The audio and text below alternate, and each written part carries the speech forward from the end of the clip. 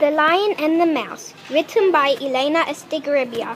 Once a tiny, grey, intelligent mouse stumbled across a big, fierce lion that was sleeping. The mouse tiptoed around the lion, but then the lion woke up from his long nap and grabbed the little mouse. The mouse said, "Please let me go. I might be able to help you one day." The lion fell into tears of laughter. "Yeah, right," said the lion. "You can't help me, not even if you tried." So the fierce lion let the small mouse go. The small mouse was free until the little mouse heard the lion's loud roar. The little mouse followed the sound. "There you are," said the lion. "I need your help to get me out of this mess." "What can you do to help me?"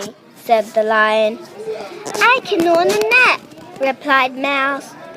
"Okay, just hurry up with it, won't you?" Mouse nodded and started to gnaw. After a while, the rope snapped in half. "Thank you," said the lion, and they became the best of friends. Moral: small friends can do big favors.